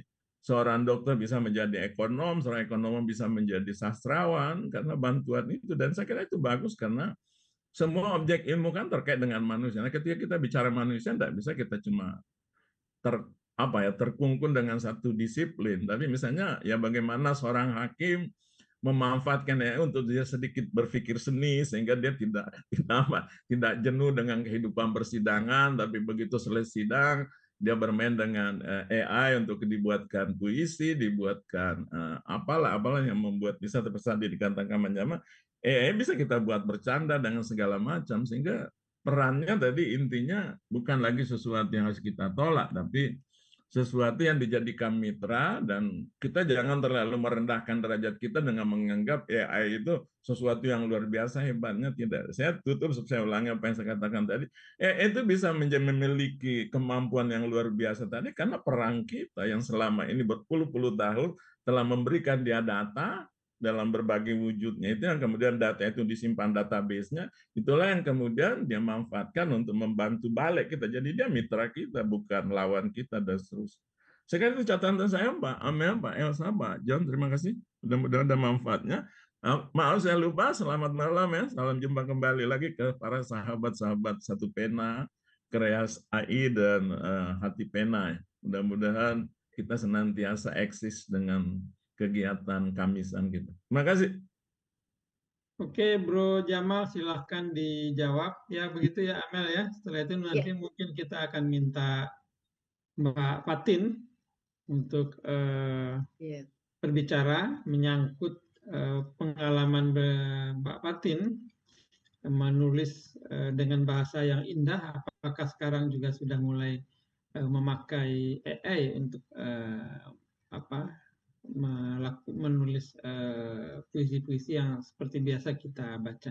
Di sini juga ada Mas AKH dari Jawa Timur, dari Padang ada Uda Armaidi Tanjung, mungkin juga silakan nanti jika ingin bicara. Pak Hamri juga, silakan Bro Jamal. Baik, terima kasih Pak Hakam Jayadi. Saya setuju bahwa kita tidak perlu memandang kecerdasan buatan ini sedemikian rupa look up begitu. Apalagi kita juga tahu kelemahan-kelemahan kecerdasan buatan. Kita mengakui bahwa dia bisa bekerja dengan sangat cepat, tapi kita juga menyadari bahwa kecerdasan buatan atau kecerdasan imitasi ini juga bisa salah secara fatal. Karenanya mungkin mungkin kita bisa mempertimbangkan usulan Pak Ahkam bahwa ini sebenarnya bukan kecerdasan, cuma kemampuan, di mana kemampuan kecerdasan buatan itu atau kecerdasan imitasi itu pun karena suplai data dari manusia. Jadi dia cerdas sebenarnya karena data-data yang disuplai oleh manusia, bukan karena dia sendiri cerdas. Karenanya Pak Ahkam mengatakan sebenarnya itu bukan kecerdasan tapi kemampuan. Satu cara memilih diksi untuk tidak terlalu mengagungkan kecerdasan buatan. Terima kasih nih Pak Ahkam. Jadi kecerdasan buatan bisa salah, kemungkinan karena gratis. Nah, saya perlu disclaimer bahwa saya memang selama ini menggunakan kecerdasan buatan gratis. Karena saya anggap untuk percobaan saya memahami kecerdasan buatan masih cukup. Berdiskusi, mencari pola-pola dan lain sebagainya saya anggap masih cukup. Jadi saya memang belum pernah menggunakan kecerdasan buatan berbayar. Nah, mungkin setelah saya mulai memahami cara kerja kecerdasan buatan atau kecerdasan imitasi ini lewat aplikasi-aplikasi gratis, mungkin saya akan melangkah ke kecerdasan buatan berbayar.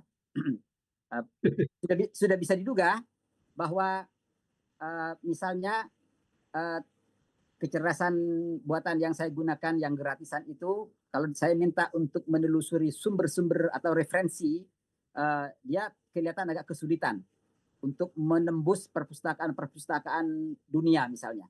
Dari situ saya bisa menduga bahwa kalau berbayar ini pasti bisa tembus. Bisa mendapatkan referensi kelas 1, referensi primer yang relevan dengan subjek yang sedang didiskusikan. Cuma sekali lagi saya disclaimer, selama ini saya memang baru menggunakan kecerdasan buatan. Rasanya setelah ini sudah waktunya saya menggunakan kecerdasan atau aplikasi kecerdasan buatan berbayar untuk memahami lebih dalam bagaimana kerja kecerdasan buatan itu sendiri. Nah, lalu poin yang juga sangat penting dari Pak Hakam saya kira tentang duplikasi tulisan, atau mungkin lebih gampangnya plagiarisme. Ini juga yang dikhawatirkan, bahkan sangat dikhawatirkan di masa-masa awal munculnya kecerdasan imitasi dulu, terutama di kalangan dunia akademik. Tapi menarik cara kecerdasan imitasi ini merespon kekhawatiran yang sangat tinggi terhadap kemungkinan plagiarisme atau duplikasi tulisan dari kecerdasan buatan. Dia mengatasinya dengan adanya fitur AI detector, lalu mengatasinya dengan fitur humanize. Tapi nanti kita lihat, ini satu ironi, satu parodi. Bagaimana manusia dan mesin berusaha mengatasi apa yang dicemaskan atau dikhawatirkan oleh manusia, yang sebenarnya merupakan satu hal yang ironis. Plagiarisme. Tentu saja kita bisa diskusi tentang apa itu plagiarisme, tapi untuk saat ini kita ambil yang paling gampang saja. Salah satu bentuk plagiarisme yang paling telanjang tentu saja adalah kopas. Nah, uniknya yang bisa melakukan plagiarisme dalam bentuk kopas itu hanya manusia. Kecerdasan imitasi tidak bisa melakukan plagiarisme berupa kopas. Dia akan mensintesiskan, memparafrasekan, membahasakan kembali bahan-bahan atau data yang dia miliki dengan bahasa dia. Sehingga kalau kita menggunakan kecerdasan buatan, maka kita akan selamat dari plagiarisme dalam pengertian kopas tadi. Sebaliknya, justru kalau seorang penulis mengerjakan sendiri, dia rawan terjebak ke dalam plagiarisme. Jadi seorang mahasiswa misalnya, ini dunia yang sangat rawan terutama di kampus karena banyak mahasiswa kopas-kopas untuk makalah-makalah mereka. Justru kalau mahasiswa membuat makalah sendiri, dia potensial terjatuh ke dalam plagiarisme. Dia sangat mungkin kopas dari sumber-sumber yang dia baca. Sebaliknya, justru kalau dia menggunakan kecerdasan buatan, dia akan selamat dari kopas, selamat dari plagiarisme. Nah, rupanya pembuat kecerdasan buatan ini mencium kekhawatiran yang sangat tinggi dari pengguna kecerdasan imitasi ini menyangkut bahaya plagiarisme. Maka dan dulu pada awalnya karya tulis yang dikerjakan oleh AI, oleh AI itu dianggap plagiarisme karena bukan karya orisinil manusia. Maka lambat laun atau pada awalnya AI itu dilarang digunakan. Tapi dengan perkembangan sedemikian rupa, akhirnya secara formal penggunaan AI diterima dengan keharusan mencantumkan pengakuan eksplisit tadi. Nah, karena pembuat kecerdasan buatan ini tahu kekhawatiran yang sangat tinggi mengenai bahaya plagiarisme yang mungkin dilakukan oleh kecerdasan buatan, maka kecerdasan buatan membuat fitur AI detector. Dengan AI detector, sebuah karya tulis akan diketahui apakah kalimat-kalimat atau paragraf-paragraf dalam tulisan itu dibuat oleh manusia atau dibuat oleh kecerdasan imitasi. AI detector akan mendeteksi, misalnya sebuah tulisan ini 60% dibuat oleh AI, hanya 40% dibuat oleh manusia. Atau mungkin 40% dibuat AI, 60% dibuat oleh manusia.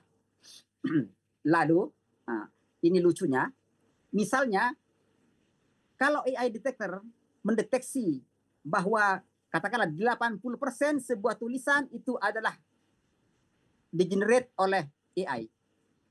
Jalan keluarnya bagaimana? Secara moral, karya itu tidak akan diterima. Itu dianggap plagiarisme, pokoknya dianggap cacat moral. Karena 80% itu adalah hasil generate kecerdasan buatan. Jalan keluarnya dihumanize. Maka sebuah tulisan yang misalnya terdeteksi oleh AI detector bahwa katakanlah 80% bahasa yang digunakan dalam tulisan itu adalah hasil generasi atau di-generate oleh AI, diatasi dengan humanize. Dia dihumanize. Maka dengan dihumanize, maka bahasa yang digunakan di situ tidak lagi gaya bahasa atau stilistika bahasa AI, tapi dianggap hasilnya sebagai bahasa manusia. Dan di situ terletak ironi AI, ironi manusia juga.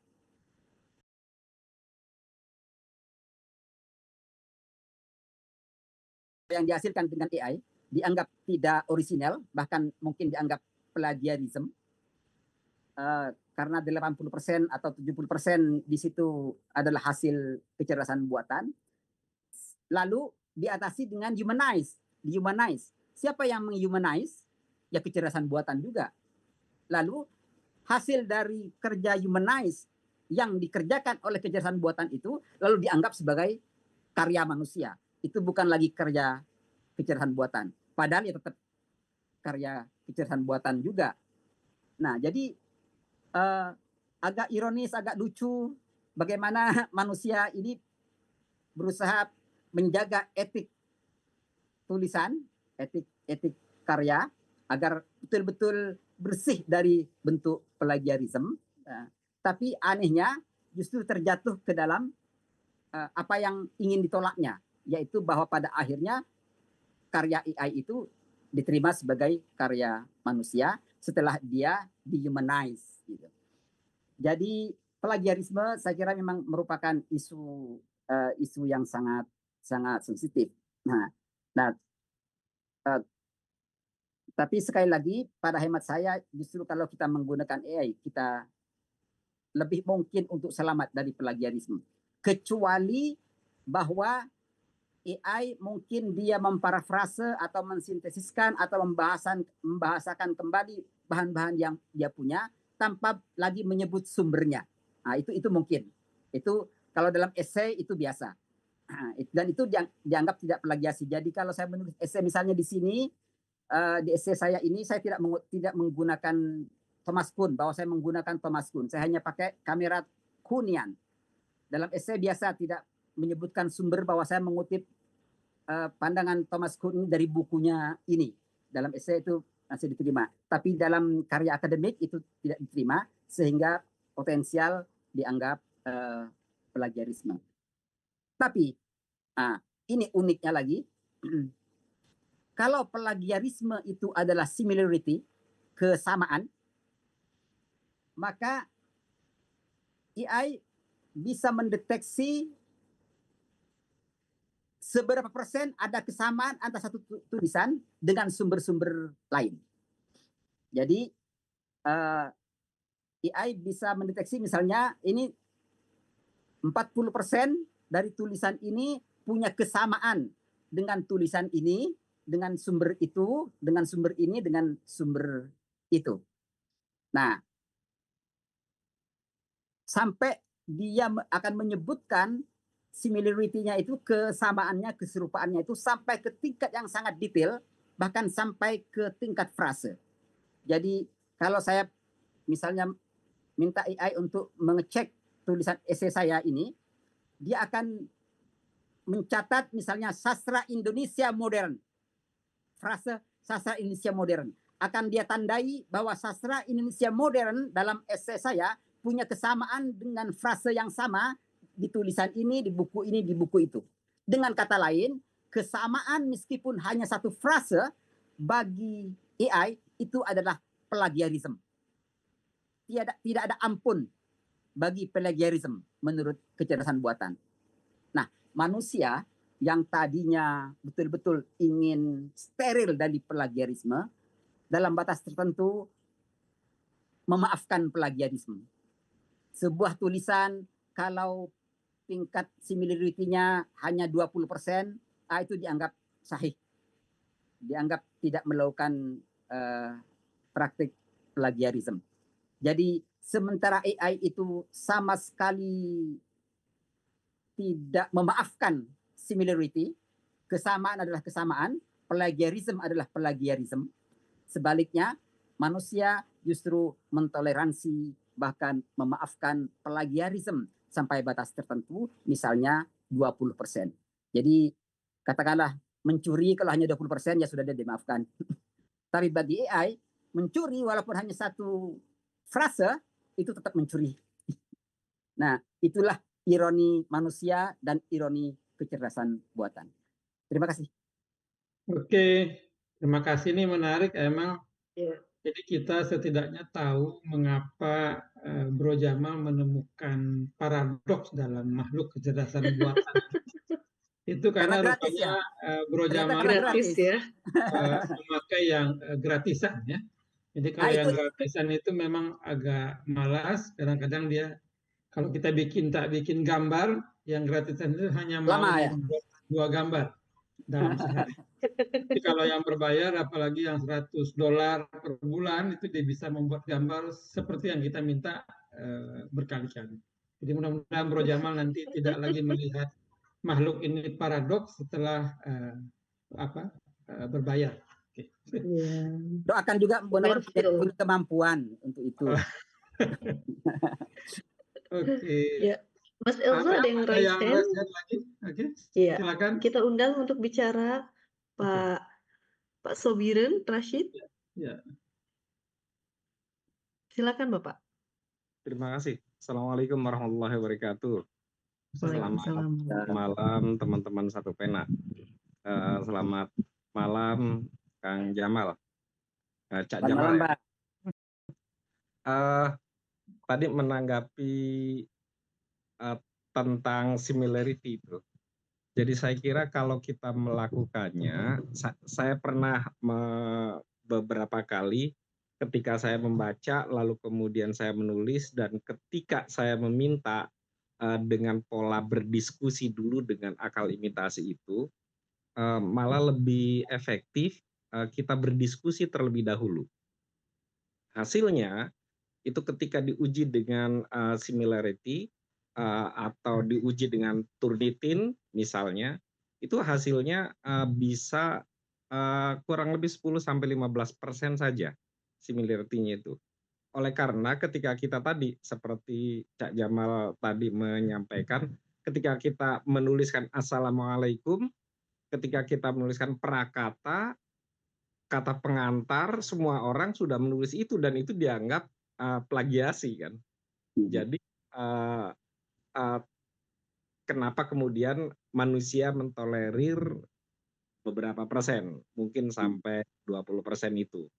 Jadi saya kira dari pengalaman itu memang seperti yang disarankan tadi dalam diskusi, kalau kita diskusi terlebih dahulu dengan akal imitasi itu, insya Allah hasilnya ketika misalnya 2 orang berdiskusi dengan topik yang sama, itu hasilnya bisa sama-sama genuine, bisa sama-sama similarity-nya kurang dari 15%. Saya kira-kira kalau zaman dahulu itu kan pola teman-teman penulis itu mahasiswa berdiskusi, setelah berdiskusi sama-sama menulis artikel lalu sama-sama mengirim di koran.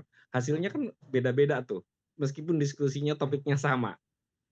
Kira-kira juga begitu, kita diskusi dulu dengan akal imitasi, insya Allah hasilnya akan berbeda dan kemudian tingkat orisinalitasnya itu dapat diandalkan. Itu sepanjang saya mencoba menulis hal-hal yang nuansanya nuansa historis, karena mau nggak mau kalau misalnya kita mau membuat tulisan misalnya tentang Khalifah Abu Bakar, Khalifah Umar, Khalifah Utsman, ya kira-kira timeline-nya itu kan sama. Lompatan-lompatan batunya itu milestone-nya itu sama, hanya bahasanya saja yang berbeda. Tadi kalau misalnya seperti mau yang berbayar, mau yang gratis, saya kira kalau dilatih terlebih dahulu, itu kemudian dia bisa mengadaptasi apa yang kita mau. Bahkan ketika sudah jadi tulisan lalu kemudian kita minta koreksi, itu kan akan dikoreksi. Tolong bagian paragraf yang ini diganti dengan misalnya kalau bahasa sastra dengan gaya bahasa yang lain, itu dia akan mengubahnya. Jadi kita harus lebih banyak berdiskusi. Boleh dicoba di diskusi ini kita sama-sama, misalnya artikel Cak Jamal pada malam ini, itu mari kita sama-sama kemudian membedahnya, meminta misalnya tolong Gemini misalnya, atau tolong DeepSeek analisis berdasarkan teori A artikel ini. Itu pasti hasilnya akan beda. Kalau kita misalnya seluruh peserta ini 40 orang di sini melakukannya, membedah tulisan Cak Jamal malam ini, insya Allah hasilnya beda. Asalkan kita berdiskusi terlebih dahulu dengan menggunakan banyak teori yang kita mau. Saya kira itu mungkin dari saya. Saya terima kasih Cak Jamal. Terima kasih teman-teman. Assalamualaikum warahmatullahi wabarakatuh. Waalaikumsalam warahmatullahi wabarakatuh. Mas, iya. Ada Pak Hamri yang dari tadi nampaknya mengirimkan beberapa. Ya. Silakan Pak Hamri, 2 pertanyaan untuk kemudian dijawab oleh Mas Jamal. Pak Hamri silakan. Tolong Bayu. Ya. Silakan Pak Hamri. Barusan sudah. Masih di unmute. Halo. Oke, ya. Silakan Pak Hamri. Apa kabar? Ya. Assalamualaikum warahmatullahi wabarakatuh. Waalaikumsalam warahmatullahi wabarakatuh. Ketika mengikuti webinar malam ini, saya teringat sejak awal munculnya AI dalam kegiatan tulis-menulis, seingat saya sudah beberapa kali Mas Denny selaku Ketua Satu Pena menyampaikan materi ini dalam berbagai pertemuan. Ada 3 kelompok penulis yang menurut beliau. Pak Jamal yang saya sangat hormati, teman-teman. Pak Jamal ini guru saya 25 tahun lalu ketika mengadakan temu sastra di Puncak Bogor bersama Taufik Ismail. Saya teringat 3 ungkapan beliau bahwa ketika AI ini muncul, ada 3 kelompok penulis. Kelompok yang pertama adalah kelompok yang tidak menggunakan AI. Yang kedua, kelompok yang full menggunakan AI. Dan yang ketiga, kelompok yang mengawinkan kemampuan sendiri dan AI. Malam ini saya mengikuti dengan seksama apa yang sudah diuraikan oleh Pak Jamal. Bahkan sudah sampai berakhir dengan prosentase yang menggunakan AI sehingga cenderung disebut sebagai plagiator. Saya mengikuti AI juga sejak mulai berkembang, sejak mulai muncul AI. Satu konsep utama yang saya perhatikan adalah jika tidak ada perintah kita, tidak ada yang kita katakan kepada AI, dia tidak bisa akan berbuat apa-apa. Dia tidak bisa akan melakukan apa-apa lepas dari perintah kita.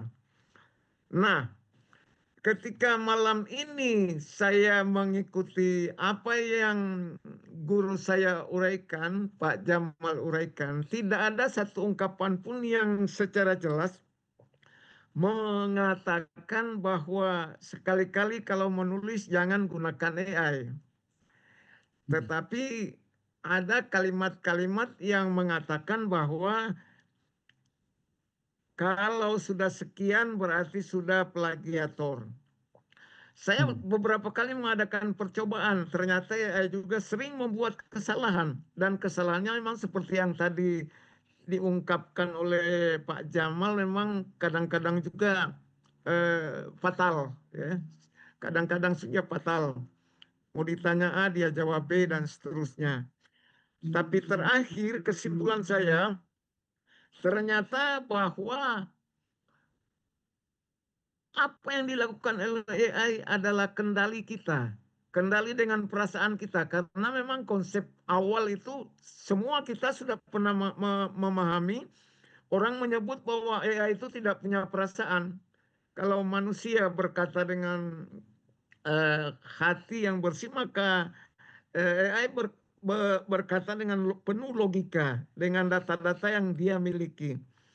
Saya hanya ingin bertanya singkat aja Pak Jamal, apakah kita perlu meneruskan menggunakan AI, menjauhi atau mengkombinasikan? Terima kasih. Assalamualaikum warahmatullahi wabarakatuh. Waalaikumsalam warahmatullahi wabarakatuh. Ya. Ya. Mas Elza? Ya, bagaimana Amel? Apa kita cukupkan 2 pertanyaan ini dijawab sekaligus closing statement dari Mas Jamal? Baik, Karena sepertinya sudah begitu ya Mas Elza, karena sudah di penghujung waktu. Mohon maaf bagi yang belum tertampung barangkali ya, nanti kita bisa jumpa di lain kesempatan. Silakan Mas Jamal.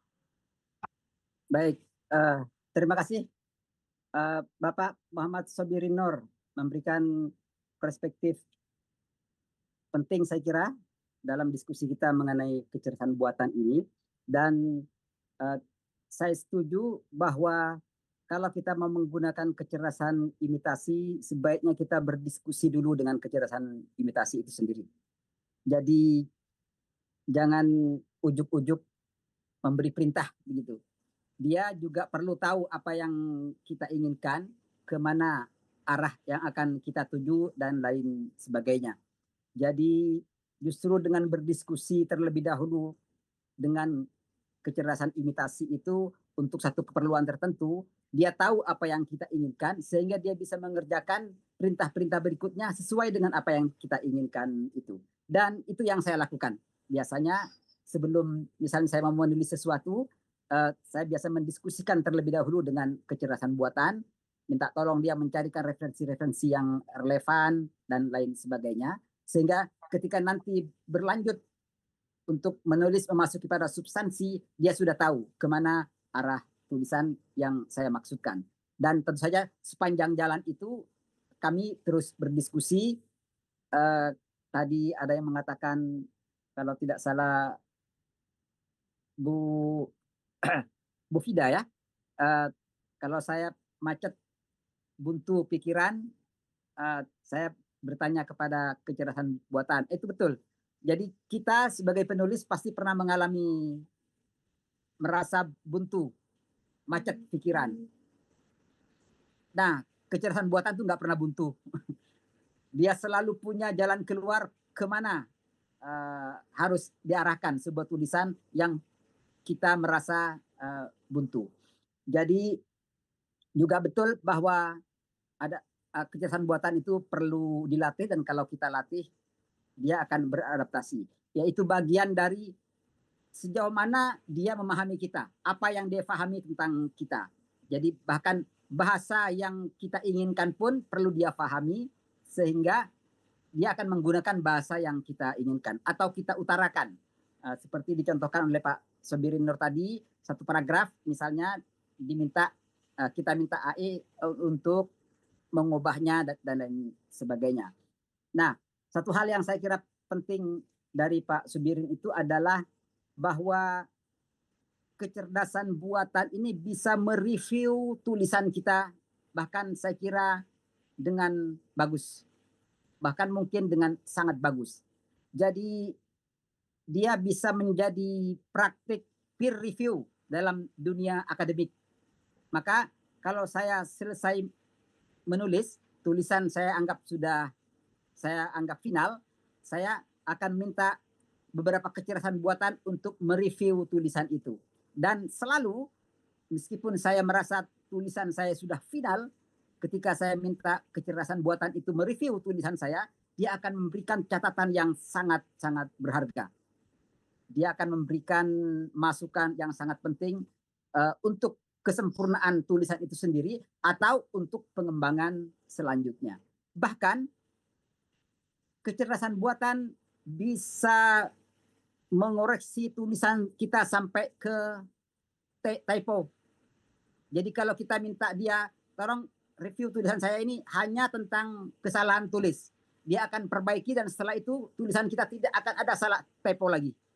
Dia perbaiki dengan cermat. Jadi walaupun saya puluhan tahun menjadi redaktor, memeriksa tulisan, berlatih sedemikian rupa agar mata editing saya tajam, terutama menyangkut typo, selalu ada yang terlewat, entah satu huruf, entah dua huruf, dan lain sebagainya.